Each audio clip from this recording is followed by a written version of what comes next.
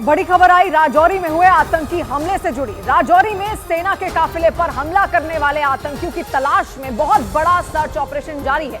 सुरक्षा बल ने राजौरी और पुंछ जिलों के कई इलाकों की घेरेबंदी कर दी। इस बीच आर्मी चीफ मनोज पांडे ने उन इलाकों का दौरा किया जहां ये सर्च ऑपरेशन चलाया जा रहा है। उन्होंने सेना के बड़े अधिकारियों के साथ अहम बैठक भी की और इस आतंकी घटना के बाद हालात का जायजा लेने के लिए रक्षा मंत्री राजनाथ सिंह भी बुधवार को राजौरी के दौरे पर जाएंगे। सूत्रों के हवाले से खबर है कि 21 दिसंबर को हमला करने वाले सभी आतंकी पाकिस्तान की सेना के संपर्क में थे और उनकी तलाश में जारी अभियान को और तेज कर दिया गया। 21 दिसंबर को सेना की गाड़ियों पर हमला करने के बाद भागे आतंकियों को पकड़ने के लिए लगातार सर्च ऑपरेशन चलाया जा रहा है। न सिर्फ जमीन पर चप्पे चप्पे की तलाशी ली जा रही है, बल्कि सेना के हेलीकॉप्टरों के जरिए आसमान से भी उन्हें पकड़ने की मुहिम जारी है। राजौरी और पुंछ के कई इलाकों की घेरेबंदी कर दी गई है। इस अभियान में special operation group, special force और सीआरपीएफ के जवानों को भी लगाया गया है। जम्मू कश्मीर पुलिस भी इन जिलों में बसे घने जंगलों को घेरकर आतंकियों की तलाश में जुटी है। और इस बीच सेना प्रमुख मनोज पांडे हालात का जायजा लेने के लिए राजौरी के डेरा की गली इलाके में पहुंच गए। खबर है कि इस दौरान आर्मी चीफ को सेना के ऑपरेशन से जुड़ी तमाम जानकारियां दी गई। इसी जगह पर 21 दिसंबर को आतंकियों ने सेना की 2 गाड़ियों पर हमला कर दिया था। उस हमले में 4 जवान शहीद हो गए थे, जबकि 3 घायल हुए थे। और आतंकियों ने 21 दिसंबर को यह हमला उस वक्त किया था जब सेना के जवान पुंछ में सर्च ऑपरेशन के लिए जा रहे थे। राजौरी के डेरा की गली इलाके में इस हमले को अंजाम देने के बाद सभी आतंकी भाग गए थे और उन आतंकियों की तलाश में पिछले 5 दिन से ऑपरेशन जारी है। 4 जवानों की शहादत का बदला लेने के लिए सुरक्षा बल के जवान राजौरी और पुंछ में दिन रात जुटे हैं। इससे पहले 21 दिसंबर को राजौरी में घात लगाकर बैठे आतंकियों ने सेना के काफिले पर हमला कर दिया था।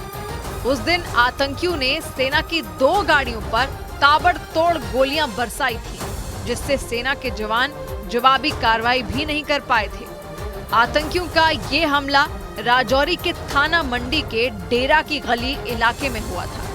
खबर है कि जिन 2 गाड़ियों पर हमला किया गया था, उनके जरिए जवानों को सुरनकोट से बफलियास ले जाया जा रहा था, क्योंकि वहां सेना पहले से ही आतंकियों को पकड़ने के लिए छापेमारी कर रही थी और उसी मुहिम में शामिल होने के लिए सेना की दूसरी टीम को ले जाया जा रहा था। बीच रास्ते में ही आतंकियों ने जवानों पर हमला कर दिया था और उस हमले में शहीद हुए जवानों का पूरे सम्मान के साथ अंतिम संस्कार कर दिया गया। राजौरी की घटना में यूपी के कानपुर के रहने वाले जवान करण यादव भी शहीद हो गए थे और उनका पार्थिव शरीर जैसे ही कानपुर लाया गया, वहां मातम पसर गया। शहीद करण यादव के छोटे भाई तो सेना की गाड़ी के आगे ही रो रो कर जमीन पर गिर गए।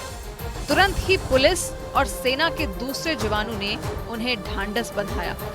इसके बाद शहीद करण यादव को सेना ने गार्ड ऑफ ऑनर दिया और फिर हजारों लोगों की मौजूदगी में उनका अंतिम संस्कार हुआ।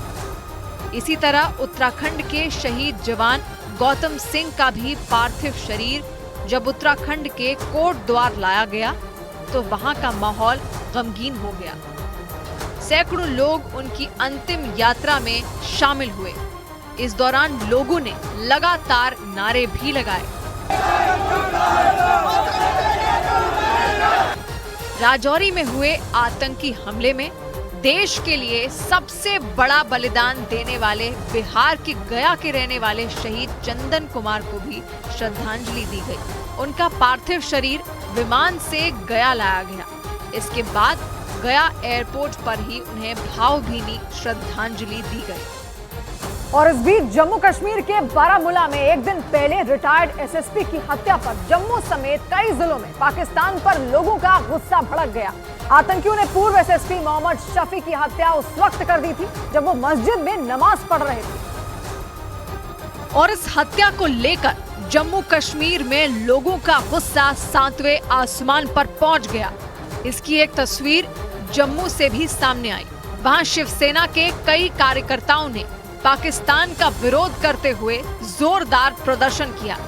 इस दौरान उन्होंने अपना गुस्सा जाहिर करने के लिए पाकिस्तान के झंडे में आग लगा दी। पाकिस्तान हाय हाय, पाकिस्तान हाय हाय। इसके साथ ही प्रदर्शनकारियों ने आतंकियों की मदद करने वालों पर भी अपनी भड़ास निकाली। बारामूला के रहने वाले रिटायर्ड एसएसपी मोहम्मद शफी एक दिन पहले मस्जिद में नमाज पढ़ रहे थे, तभी आतंकियों ने उन पर गोलियां चला दी, जिससे उनकी मौत हो गई। इस हत्याकांड को अंजाम देने वाले आतंकियों की तलाश में सेना पूरे बारामूला में सर्च ऑपरेशन चला रही है।